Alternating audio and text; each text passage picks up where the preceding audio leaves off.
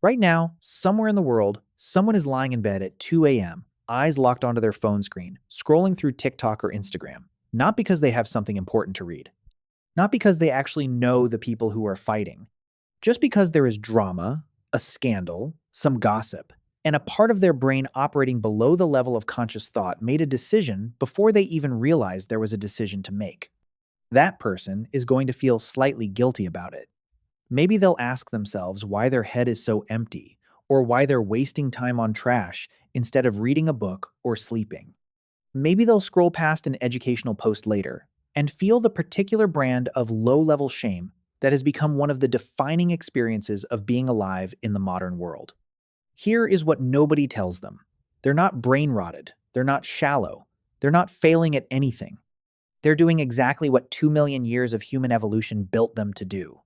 And the ancient ancestor whose direct lineage they carry, the one who lived the life the wellness industry keeps telling you to return to, would have made exactly the same choice, without hesitation, without guilt, and with the full support of every survival instinct in their body. Professor Robin Dunbar, an evolutionary psychologist at Oxford University, has spent decades studying this question. He has written extensively about how humans formed groups and how gossip talking about other people's business was actually our original social glue. His conclusion is simple and genuinely uncomfortable for our modern moral standards. Gossip, at its core, is not a character flaw. It is the very mechanism that allowed humans to form large societies, build alliances, and survive. Without it, we wouldn't be here. Here is the math that makes this make sense. In the primate world, chimpanzees, our closest living relatives, spend up to 20% of their day grooming each other, picking bugs and dirt out of each other's fur. This isn't just about hygiene. It's their primary way of building social alliances, saying, "I have your back," or "watch out for that one."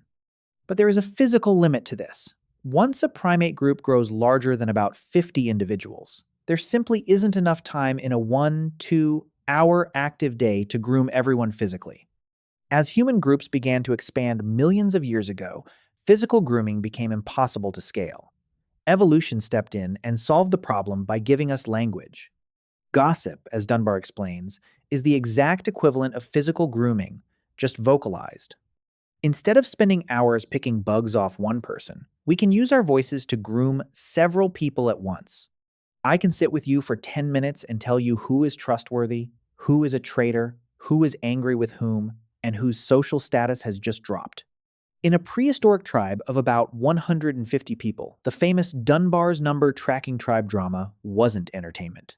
It was a matter of life and death. If you didn't know who was allied with whom, who was hiding food, or who was cheating on their partner, you risked being blindsided, betrayed, or exiled. And in those conditions, exile from the tribe meant certain death. You could not survive alone in the wild. Drama wasn't a cheap hobby. It was your primary survival radar. The brain that tracked drama outlasted the brain that didn't care about others, because the latter only realized there was a problem when they were already cast out. But here is where it gets complicated. Because our environment has changed completely, while our evolutionary hardware has stayed the same. Your brain is still programmed for a tribe of at most 150 people. Today, instead of living in a small hunter-gatherer band, we open our phones and see celebrities and influencers every single day. We see them in their bedrooms, we hear them cry about their struggles, and we know their relationship histories. Your primitive brain does not understand the concept of mass media or digital screens. Your neocortex, your conscious, rational brain, knows that Taylor Swift is just pixels on a piece of glass. But your ancient survival brain treats her, or Lionel Messi, or the Kardashians, as high-status members of your tribe. So, when they have drama or a public scandal, your survival instinct screams, "Attention! There is a shift in our tribe's social hierarchy. We must track who won and who lost to know where we stand." You aren't obsessed with celebrity gossip because your brain is rotting. You are obsessed because your primitive brain genuinely thinks Taylor Swift is the chief's daughter in your immediate clan. A 2019 study published in the journal Social, Psychological, and Personality Science showed that the average person spends about 52 minutes a day gossiping. And here's the fascinating detail. Contrary to the popular belief that gossip is always malicious and negative, The research showed that less than 15% of it is actually mean-spirited or designed to ruin reputations. The vast majority, around 75% or more, is completely neutral data sharing. He went over there. She met with him. It is simply the fundamental way humans coordinate social information. The guilt you feel when you find yourself tracking a celebrity feud is a remarkably recent invention, much like the guilt surrounding rest and food. We've built a modern moral framework that says monitoring social information is a sign of a weak mind. But evolution shows it is the exact opposite. You are simply a human being running ancient hardware in a mismatched environment.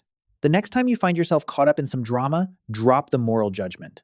You are not lazy, shallow, or stupid. You are a cooperative social animal trying to map its tribe. Just be mindful of the algorithms that exploit this ancient biological mechanism to keep you hooked on tribes you don't actually know.